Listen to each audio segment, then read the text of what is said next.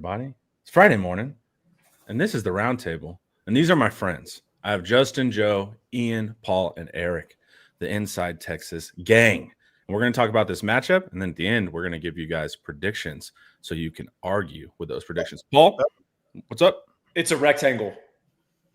Yeah, and Okay. Paul just placed an apple on your desk. He had his hand up early, sits in the front of the class. Like Paul, that's not. Hold on, Chauncey Billups is texting me about something. Okay, cool. Yeah, how are those bets looking, man? See what's up. Good.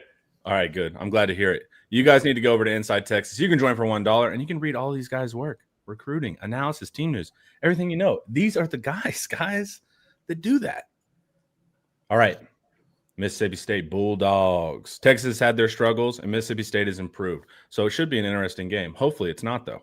All right, first things first, Justin, what's going on that recruiting trail? Yeah, so the Horns remain on the road, and that's exactly kind of where they're looking at with linebacker out of state. Braylon Hodge, the Cherry Creek Inglewood kid, is trending Oregon today. He got a couple predictions through this week, and so it looks like Braylon Hodge, hey, from what I understand, he's still supposed to take his official visit in late November. To my knowledge, that is still going to happen, but Oregon seems to get the early lead there with Hodge over Texas and Michigan. So they've shifted. Now Johnny Nansen offered a new linebacker last night out of Miami Central. He's a Florida State commit named Karan Maycock, about 6'1.5", 208 pounds. Really good tape. Very twitchy, very, very Dade County-ish. Just looks like a really good athlete, really plays hard. So Texas, it's obvious they want 3 linebackers in this cycle to join Tyler Atkinson and Kosiak Pala for the class of 2026. It'll get a little bit more interesting with the recruiting next weekend when the Horns actually do come back home on November 1st to host Vanderbilt. They've got a number of guys that are supposed to come in for that weekend. So I promise you the recruiting segment will be a little bit more judicious, a little more thick. Sounds good. Joe, what's been going on the beat? What has Sark been saying to the people? We've had some interesting ones this week.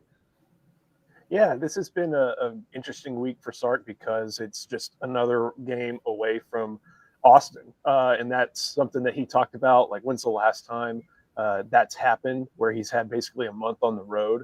And somebody in his Zoom yesterday brought it up that it was when he was with the Atlanta Falcons. So this isn't something he's used to. And he talked not only on Monday, but Wednesday, Thursday about keeping the team together. Not that it's in a falling apart way, but it's like, hey, you got to stay together throughout this whole stretch because we're the only ones who can get us through this. We're the only ones who can do anything. You know, you're going into the swamp.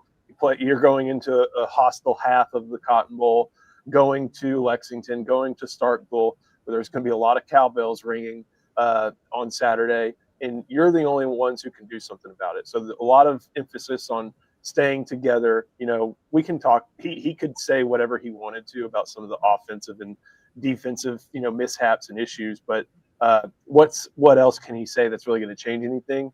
He's really focusing on, this team needs to stick together. This team needs to remain, one cohesive unit. You saw some comments like that from Michael Taft and from Colin Simmons after the Kentucky game that they're, bound together as one team, not 3 separate units. And, that's what he was focusing in on. And he talked a little bit about CJ Baxter, looking forward to seeing him most likely being able to go this week.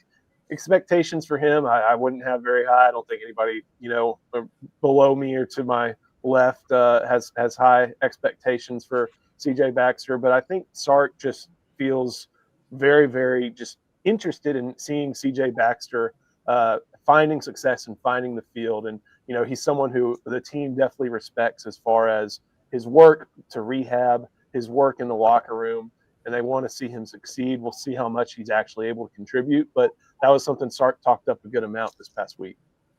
Yeah, improved Mississippi State. I was saying, hey, this is not the Mississippi State from last year. I thought Sark did really good. Look, he's not in a great spot, right? And he got some tough, interesting questions that he's never had to really face. And he didn't get cagey or closed off. He was very still open and positive. And so I thought I thought he won the press conference, guys, twice in the same week. Because it's easy to get a little defensive with some of the questions that came his way. All right, let's break down Texas versus the Bulldogs. Ian, I believe you are going to do the Texas defense to open. Is that correct? Yeah. All right. Give it to me, dude. All right. I think as ugly as last week was, Texas kind of wants to play it similarly on defense. They want to play bend, don't break. That's pretty much what PK does every week, no matter what we think is right or wrong. They're just always bend, don't break. But I think that's the right answer this week. They should play 2 deep coverages without Michael Taff. Just get Filsami, Derek Williams, Jelani McDonald, just play them back. Dare Mississippi State to run the ball on light boxes, much like they did last year, and make them prove that they can actually get down the length of the field with inside dives in the spread. We don't think Fluff Bothwell is going to play. That's a huge boost. Blake Shapen is a much less dangerous runner than Michael Van Buren. That's another boost. This Bulldog offensive line is probably better than last year, but I just don't think Mississippi State is going to get away from Texas if they're forced to win the game by running the ball. And it's a matchup of their offensive line winning consistently against Hero Canoe, Alex January, Cole Brevard, Anthony Hill, etc.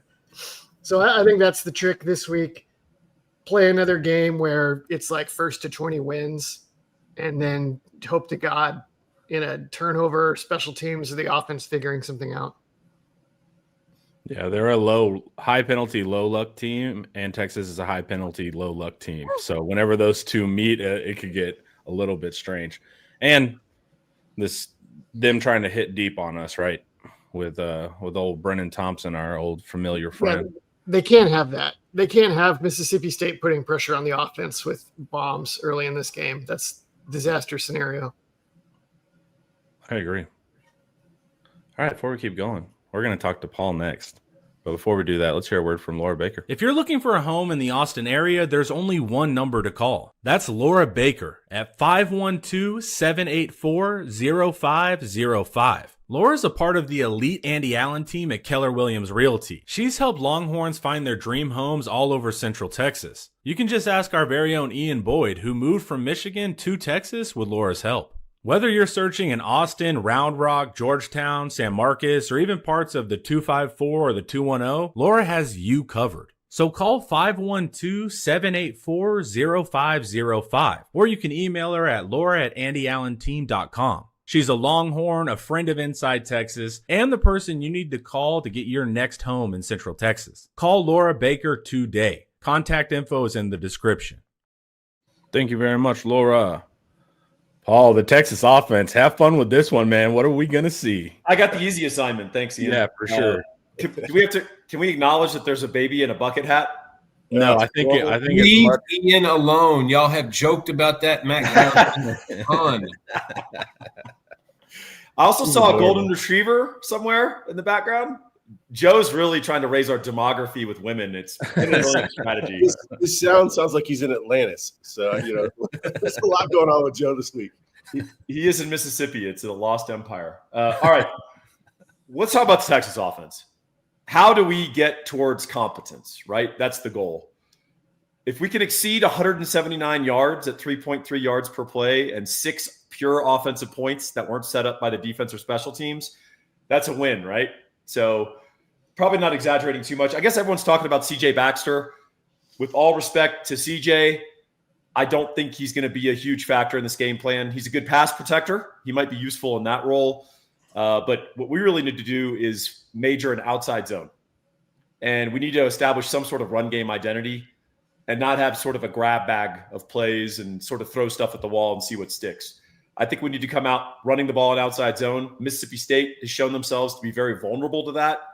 I'll grant that we don't have Jaden Baugh in our backfield, but what Trey Wisner is really good at is vision, understanding his reads in that concept, and making a good decisive cut. And whoever is second best at that, maybe it's James Simon now.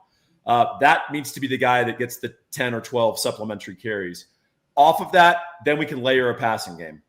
And that passing game needs to have some basic concepts, give Arch some outlets, whether it's an instant quick read where our receivers get their head around quickly to replace where the backer's coming from, or we just need to have guys, instead of staying in protection, they need to drift out and second and 8 is preferable to second and 18. So We just need to stay ahead of the sticks, not have any catastrophic offensive plays, and see if we can build some sort of identity. It's weird to talk about that in game 8 of a college football season, but that's where we find ourselves. And if you want to go back to the OU game, particularly the second half, there's a blueprint there. And if we can control the ball, run the ball in outside zone, and then have some opportunistic passing game where we punish those fronts for trying all their games and replacement stuff, I think we'll have a chance to have success and go get a win in Starkville. For sure. Yeah, hopefully no 3 and outs, right? Because that tempo on the other side of the ball, the defense could end up in a lot of trouble. So the offense just has to move forward and at least hold the ball. Okay, Eric, what's going on in team land? Team land, it's all about starting fast. That's what Sark has been talking about. He lamented the fact that, all right, you didn't give up any points on the first drive to Kentucky, but they drove the field. Took a 4th down to get off the field and put the offense in a tough spot. At the same time, he's talking about the offense starting fast as well. Another aspect that he's talking about behind the scenes is rallying to the football. They've had some bad luck on fumbles, but the more bodies you have around there, the better your luck changes. So he's all about that on defense. A big aspect this week is Derek Williams. We've heard Derek Williams is much more back to his normal self than he was in August, and that's represented in the weight room as much on the field as well. He's a lot stronger. They feel good about it. The fact that you haven't seen him this much is more about Dwayne Akina not playing a deeper bench like Blake Gideon did. It has less to do with whether or not Derek Williams is ready. So everybody's excited to see what he brings to the field. Xavier Filsaime is back. He's limited. He's not 100%. They had him at star. Most recently, it's kind of ironic they had him at star to take some of the wear and tear off of McDonald and Taft. And then, of course, he's banged up, but he's back at safety too. So they feel pretty good about it. I like the fact that Sark talked about his football IQ. That's not something we'd really heard about before. So they feel good about replacing Taft. But all it takes is one mistake. The guy that captained the Titanic only hit one iceberg, and that's what he's known for. So those guys have to be good in the back end and not give up a deep ball to Brennan Thompson. Everybody behind the scenes like that's a whole different football player than what they had at Texas a couple of years ago. They're in a good spot. They feel like they're in a good spot to go out and grind out a win. Whether or not they can do enough on offense remains to be seen. I'm with Paul on what needs to happen on offense, and Ian wrote about it as well. It's plain as day on tape what they need to do. We'll see if they go out and do it. Yeah. They don't talk about all the icebergs he missed. That's a good point. Right. Yeah. That guy missed a lot. Even on that same trip. They were everywhere, dude. Like, he only hit one. I mean, it's actually pretty impressive when you think about it. Yeah. All right. We're going to do predictions, your score, and then a quick thought on why you think that will be the future. Justin. Oh, buddy. I feel like this is going to be Kentucky again. I really do. This is going to be a rock fight, but the rocks are going to be really soft. Cowbells. They're going to be cowbells. It's going to be cow dung is what it's going to be.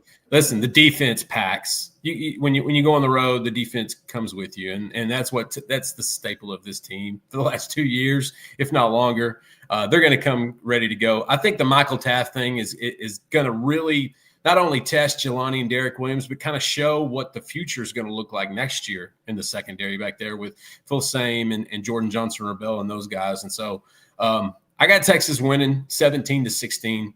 I think they pull it out, probably a late field goal. I don't know how they're going to score their touchdowns. Hopefully Ryan Niblett can get one. Hopefully their defense can score. But if the offense decides they want to, bring back the game plan for Dallas and OU, I'm okay with that. So I just don't want as much pain as last weekend. I swear last Saturday was painful. Let's get some points. Let's get some momentum. Let's have some fun with this because we get to come back home next weekend, and the Fighting Diego Pavias are going to be a lot different than these teams Texas has faced the last month. Joe.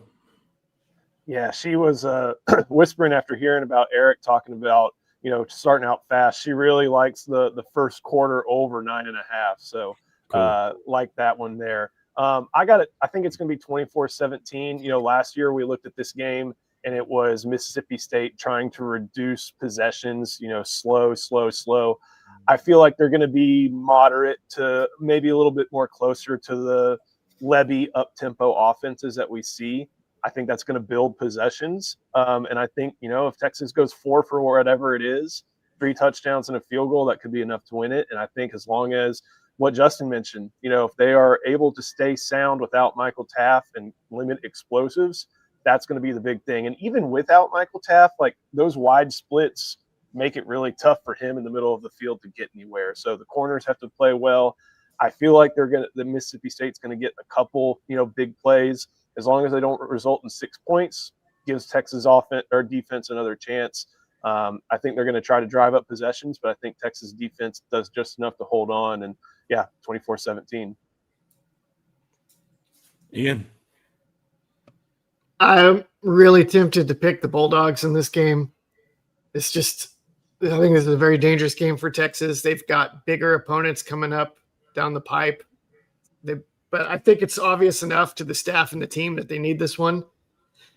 And I think Mississippi State is just mismatched enough in the trenches where Texas can pull this out. I got 20-17 Longhorns. I trust PK not to let the Bulldogs get away from them. And then I think I trust Sark to find ways to get points on the board. He really came through in the Red River shootout. I think he knows what he has to do when he gets backed into a corner. They're kind of in a corner right now. If they're not this week, they will be soon. So I'll take Texas by a field goal. You better act like he's in the corner. Yeah. He's getting near it. He can sense a corner is near. There's a freaking corner staring him in the face. He's backpedaling at least near. He's near a corner. It's in range. He's used to backpedaling. Paul, what do you think? Corner or corner? Wow. That's really Profound. powerful. No one followed that. You know what a corner is, you nitwit? Dying like a corner. All right. I'm not pronouncing Longhorns' death right now. I'm going to say we win 23-20 in a close game. Justin, you wanted points? 23. How about that? There's no way. 23. We only need double overtime to get it. So, Okay, there you go. Texas is going to go into Starkville and deliver a statement win. And that's the bottom line. Whew. Sark hasn't had a signature win in a while. Go to Starkville. Terry Freeman in the chat predicted 2 offensive touchdowns, and that's one of the boldest predictions I've seen in quite a while. Wow. I've got 20-13. I think Texas is going to miss an extra point. Now, I've got them kicking a couple field goals. I think they found something with Mason Shipley last week. I think that. They did. Those points count too.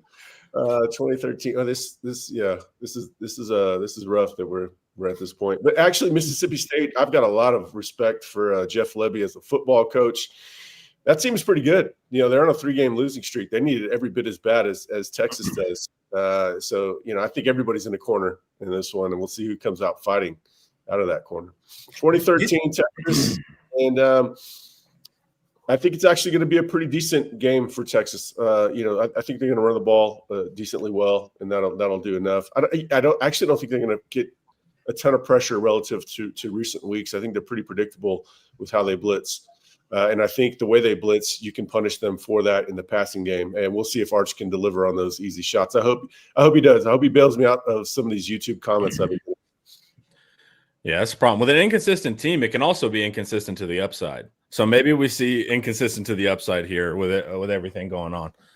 Yeah, what do you predict? I mean, why are you getting out of this? Because I'm the host, man. I have to be totally impartial. I'm not even a Texas fan. I'm just here to help moderate. Have you guys I'm ever not even heard a Texas fan? Like the guys who do color commentary on a game for the NFL or college will be like, and they'll pick games and they'll be like, I can't pick this Auburn Georgia game because I'm doing the telecast. Yes. Yeah. It's Texas Observer, not Texas Homer today. Yeah, exactly. Wow. So I predict a lot of great content coming up, guys. Of the rectangle. Yeah, that's what I predict. And we'll see if they make me do it on the pregame. I try to avoid that as well. Just not a lot of upside unless you nail it perfectly. Otherwise, they just come back and say you got it wrong. It's like, well, statistically, the odds are I will always get it wrong. Hey, get the baby on camera again. This thing's going south. Oh, did you say corner earlier? Yes, Yes, Ian. That's what I meant. I That's finally, why Mac Brown called you a child. I'm finally catching up on that one. God. Ian didn't hear anything the past 5 minutes. He's just, All right, guys. X's and O's.